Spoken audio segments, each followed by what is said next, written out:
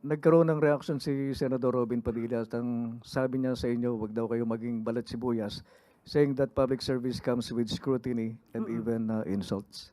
Opo, mas maganda po sana kung nagsalita muna si Senator Robin Padilla at inalam niya ang buong kwento bago siya nagsalita na balat sibuyas. Unang-una po, siguro mas maganda na masabi niya rin ito or mismo ni Senator Robin Padilla sa sarili niya. Dahil hindi po tayo balat sibuyas, hindi po tayo umaalma, katulad ng ibang ginagawa na tinaasan lang ng boses dahil sa kanyang pagsisingit or pag-interrupt sa pagsasalita ng isang senador ay biglang umalma na at medyo nag-alboruto. Yan po ang totoong balat sibuyas.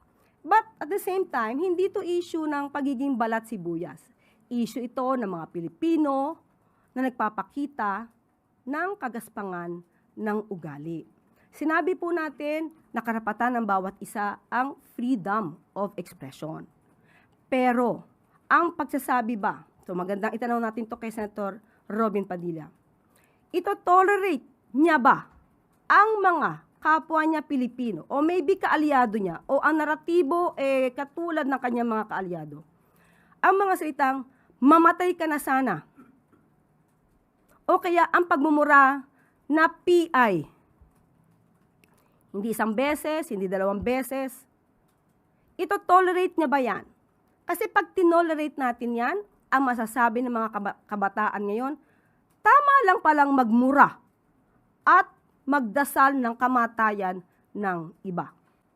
Kaya ba hindi niya man lang pinagsasabihan o hindi man lang niya inalarmahan ang Vice Presidente nung ito ay nagmura. Minura ng minura ang Pangulo natin at pinagbantaan pa ng buhay. Yan ba ay natotolerate ni Senator Robin Padilla para sabihin na balat sibuyas ang isang tao? At meron pa po akong nabasa, kung tama ang aking pagkakabasa sa isang post ng SMNI News Online. Ito ang sinabi daw ni Senator Robin Padilla. Pinili natin ang trabahong ito, kaya tanggapin natin lahat ang pag-aalipusta. Dahil ang bayan ay ibiningit na natin sa kawalan. So ulitin po natin, ang pag-aalipusta ay normal pero hindi ang pagmumura at hindi ang pagdarasal ng kamatayan ng ibang tao. Hindi po yan maka-Pilipino, hindi po yan maka-Diyos at hindi po yan makabayan. At pakitanong na lang po, anong ibig niya sabihin na ang bayan ay ibiningit na natin sa kawalan? Hindi po natin matatanggap ang ganitong napaka-general na statement niya. Ipaliwanag po niya sana ito kung anong ibig niya sabihin to, dahil pag pinaliwanag niya po ito, sasagutin ko po siya.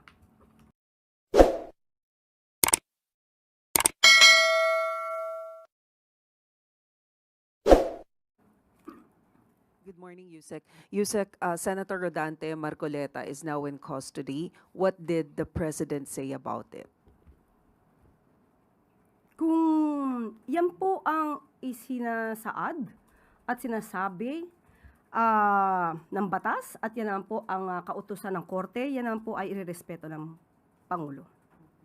Pero ang sinasabi po ni Congressman Mike Defensor just now, sabi po niya, nauna pa kaming makulong kaysa sa mga totoong nagnakaw sa kaban ng bayan. Mapapakulong nyo kami at mapapatahimik pero hindi kami susuko. Your reaction? Yun nga po, sana po ay minabdali din nila ang pagbibigay ng mga ebidensya. Konkretong ebidensya, hindi lang puro pamilya. Mas magkakaroon po ng resolusyon at ng solusyon kung sila ay nagsumiti kaagad ng mga konkretong ebidensya para kung sino yung mga tao na nais nilang papanagutin ay napanagot na po sana, nadala na po sana sa korte ang mga kasong kanilang idudulog. Pero hanggat hindi sila nakakapagbigay ng konkretong ebidensya, hindi po talaga ito kakagatin ng korte. Pero yung sinasabi po ni Congressman Defensor na clearly wala raw basis itong case na isinampa kay Senator Marcoleta at sa kanya. Sa korte na lamang po nila ito gawin at depensahan. Okay, last na lang po. Ano po ang tingin ng Malacanang, how will this arrest, if this is considered an arrest, affect the happenings in the Senate, especially na ngayong araw magsisimula yung impeachment trial against the Vice President?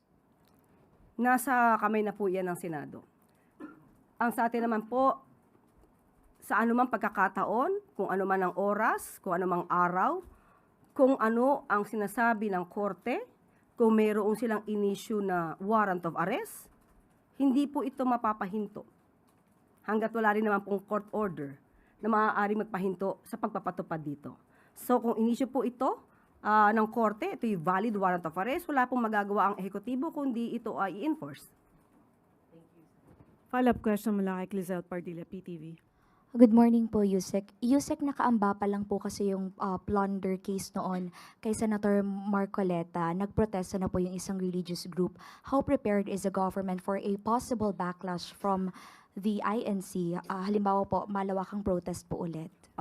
Tayo po, unang-una, ayaw po natin sumagot ng hypothetical question dahil alam po natin ang liderato ng INC ay gumagalang po kung ano ang sinasabi rin po ng korte, kung ano po ang sinasabi ng batas. So mananatili po tayo sa paniniwala na ang nangyayari po at ang pagpatupad lamang ng batas ay igagalang din po ng liderato ng INC.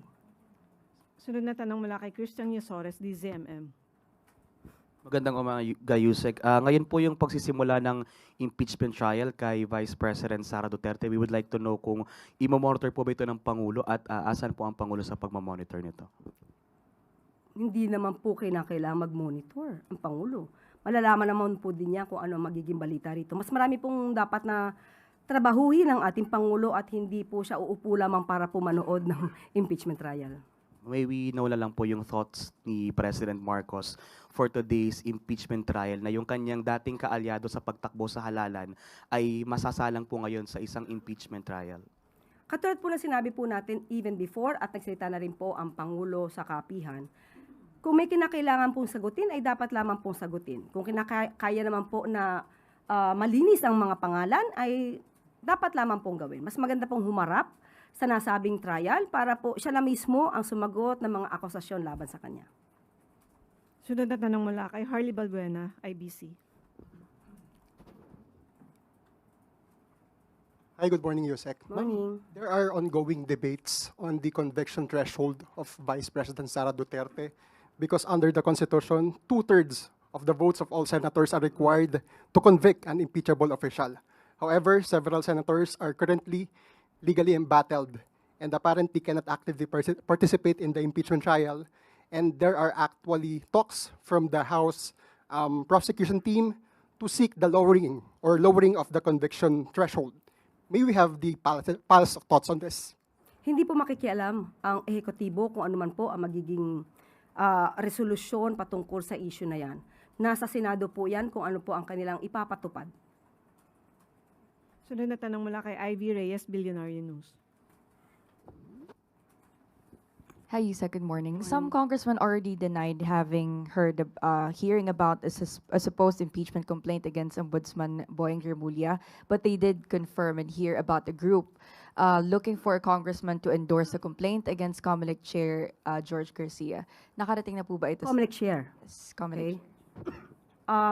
Hindi pa po siya nagiging issue sa ngayon. So hindi pa po napag-uusapan ang issue na yan. Po. Pero there being a group looking for a congressman to endorse a complaint, ano po ang nakikitang motibo dito ng palasyo? This is against Comelec Chair? Yes. Hindi po natin masasagot. Hindi pa po namin nababasa kung ano man yung complaint na yan. So, hindi po kami makakapagbigay ng anumang opinion patungkol dyan. Sunod na tanong mula kay Jervis Manahan, ABS-CBN. Magandang umaga po, Yusek. May mga push po ang ilang mga abogado. Sinasabi po nila na dapat daw yung mga senators facing plunder charges ay automatically masuspend at dapat daw ma-hold yung budget ng kanilang opisina, ipasarado yung opisina, pati na yung mga sahod ng kanilang mga staff ay i-hold na rin po. Ano po ang thoughts po ng Palace dito? Yan din po ay nasa kamay po ng Senado kung ano po ang kanilang ipatutupad.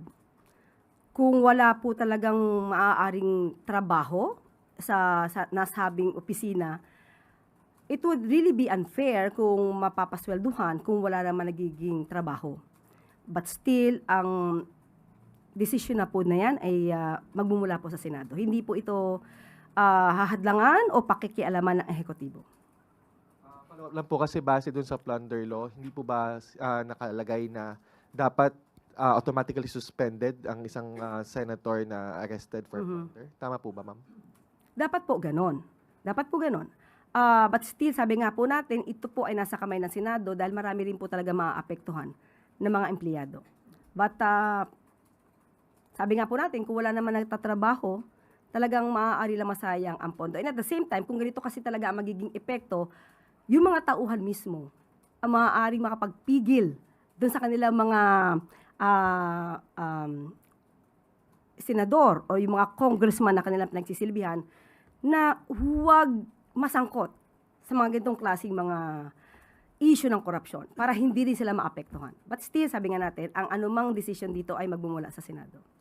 Thank you po. Sunod na tanong mula kay Tina Maralit, The Manila Times. Good morning, Yusek. AFP Chief of Staff Romeo Browner is set to retire in 2 weeks.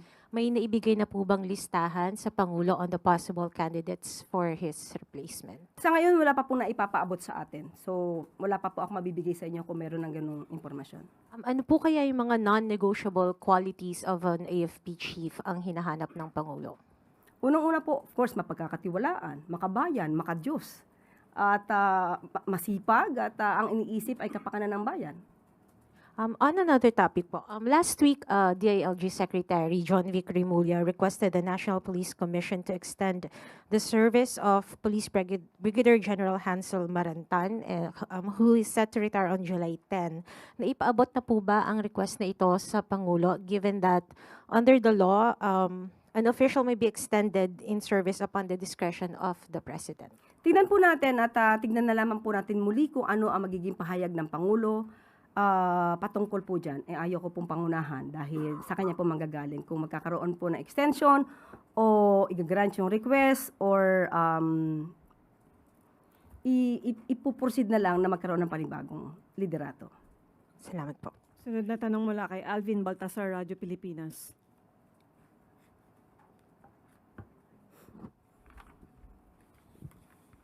Yusek, maiba lang ako ng kaunti. Expected po na papasok sa Philippine Area of Responsibility yung Super Typhoon either bukas or Wednesday. Meron na po bang directive dito si Pangulong Marcos? Nakausap po mismo natin at humingi po tayo ng komento mula sa NDRRMC at ito po ang mga ipinag-utos. Unang-una, conduct pre-disaster risk assessment scenario meetings and keep NDRRMC and RDRRMC response clusters on standby. Robust and widest alert warning and information campaign across all channels and platforms.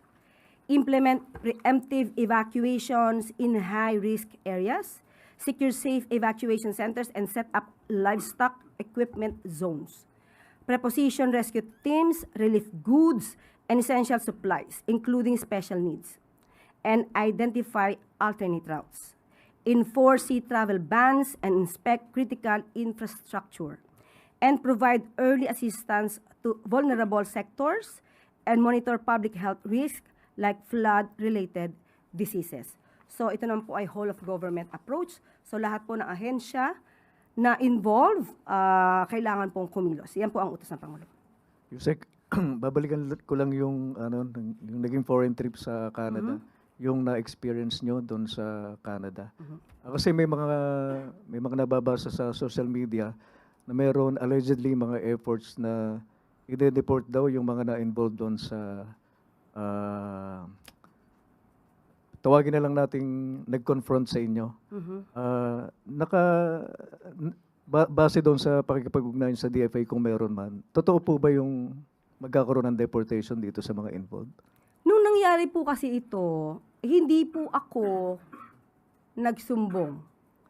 Hindi ko po agad ito pinaalam dahil wala po sana akong balak na palakihin.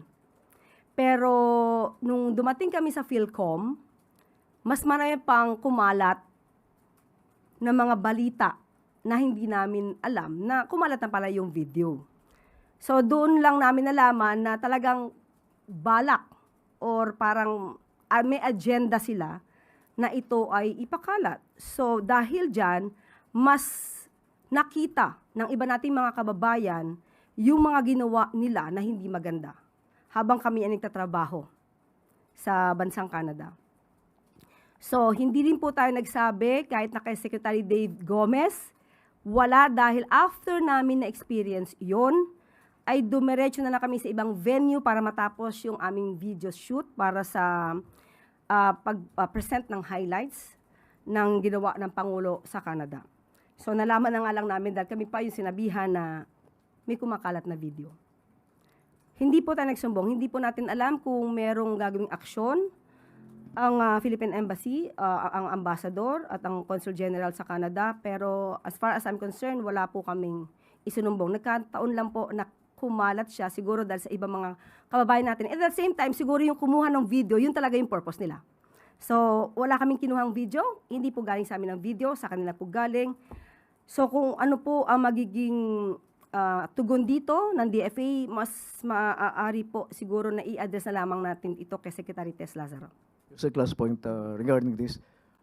Nagkaroon ng reaction si Senator Robin Padilla at ang sabi niya sa inyo, wag daw kayo maging balat sibuyas, saying that public service comes with scrutiny and even insults. Opo, mas maganda po sana kung nagsalita muna si Senator Robin Padilla at inalam niya ang buong kwento bago siya nagsalita na balat sibuyas. Unang-una, katulad ng sinabi ko kanina, hindi po kami ang nagpakalat ng video. Wala po kaming balak na ito ay palakihin. Pero lumalabas na sila, yung malamang yung sino ang nangharas o gumawa ng ganito sa amin sa Canada, sila yung nagpakalat ng video para sa kanilang content na i-spread nila sa kanilang mga kaalyado o sa mga trolls. At pangalawa, hindi kami. Never kaming kumuha sa video. Makikita niyo po, may mga dala kaming papel dahil kami ay gagawa sana ng isang video shoot. At pangatlo, hindi kami nagsumbong. Hindi kami ang nagpaunang magpakalat nito. Nung nadudoon po ako kasamang MPC during dinner, sabi po sa akin ni Ivan Mayrina kung ako ay sasagot. Ang sabi ko, wag na lang palakihin, hindi na ako magbibigay ng anumang komento. Pero nabasa ko po kasi yung message ni Ivy. Tinatanong niya kung ano ang komento ko sa nangyari. So, since hindi naman ako makakasagot agad sa MPC sa Manila, so sabi ko ngayon kay Ivan, sige, sasagutin ko na lang, then kayo na lang ang mag-share sa MPC Manila. Yun lang po ang naging daan para sumagot ako, pero initially ayoko sanang sumagot.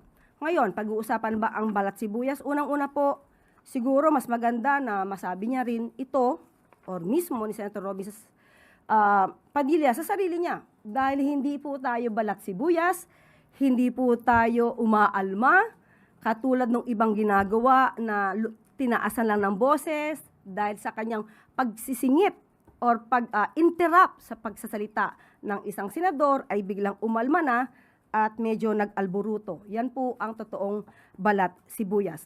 But at the same time, hindi to issue ng pagiging balat sibuyas. Issue ito ng mga Pilipino na nagpapakita ng kagaspangan ng ugali. Sinabi po natin na karapatan ng bawat isa ang freedom of expression. Pero ang pagsasabi ba, so magandang itanong natin to kay Senator Robin Padilla, ito tolerate niya ba ang mga kapwa niya Pilipino o maybe kaalyado niya o ang naratibo katulad ng kanyang mga kaalyado? Ang mga salitang, mamatay ka na sana. O kaya ang pagmumura na PI. Hindi isang beses, hindi dalawang beses. Ito tolerate niya ba yan? Kasi pag tinolerate natin yan, ang masasabi ng mga kabataan ngayon, tama lang palang magmura at magdasal ng kamatayan ng iba. Kaya ba, hindi niya man lang pinagsasabihan o hindi man lang niya inalarmahan ang Vice Presidente nung ito ay nagmura. Minura ng minura ang Pangulo natin at pinagbantaan pa ng buhay.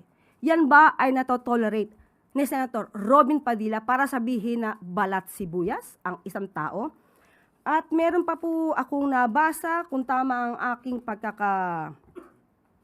basa sa isang post ng SMNI News Online. Ito ang sinabi daw ni Senator Robin Padilla. Pinili natin ang trabahong ito, kaya tanggapin natin lahat ang pag-aalipusta.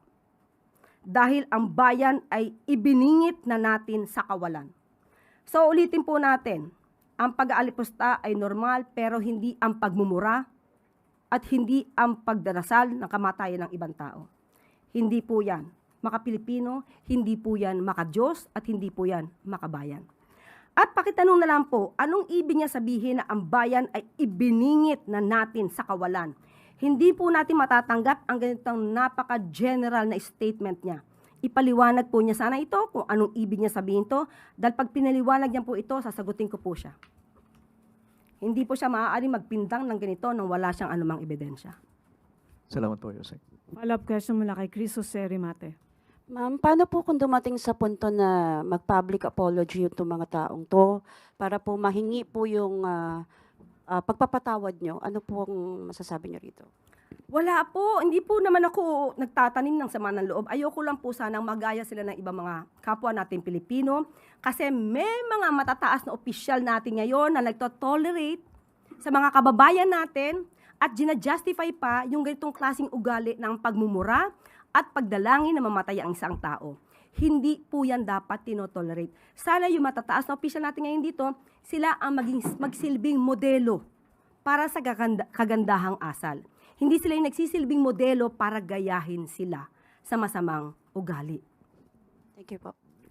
Sunod na tanong mula kay Samuel Medinilla, Business Mirror. Good afternoon po. Good afternoon po, ma'am. Mag-ask lang po ako ng clarification dun sa naging statement po ni President Marcos sa Canada po. Kung may epekto po ba or wala yung UMIC status ng Pilipinas sa interest rates ng loans na kukunin ng government from multilateral development institutions po. Opo, minabuti po natin tanungin mismo sa Secretary Frederick Go patungkol po sa issue na yan dahil napaka-technical na kailangan nating i-explain sa taong bayan. Ito po at babanggitin ko mismo ang sinabi ni Secretary Frederick Go ng Department of Finance. The effect on multilateral loans will not take effect immediately. Most of them have a period to see if we maintain the status for about 3 years before there is an effect on loan rates. And the effect is very minimal and only affect very few. So for 2026 or 2027, there will be no effect. And if ever there is, it will be very minuscule. So ibig po nating sabihin, kung may papataw man, magbabago ang rates, hindi pa po ito mararamdaman sa loob ng 3 taon. Follow-up po. Meron po bang, ano pong, may na-mention po si President Marcos na pwedeng maka-apekto sa grants yung UMIC status. Itatanong ko lang po kung ano po kayang grants na binigay na sa Pilipinas or a-applyan pa lang ng Pilipinas yung pwede pong maapektuhan ng UMIC status po pagdating sa grants. Sa ngayon, wala pa pong binibigay na particular o detalye ang Department of Finance patungkol po dyan. Last na lang po, na medyo nasagot na rin po nila pero para lang po mas clear po. Makaka-apekto po kaya yung UMIC status pagdating po sa plans ng government to finance the 2026 budget and preparation po for the 2027 NEP po?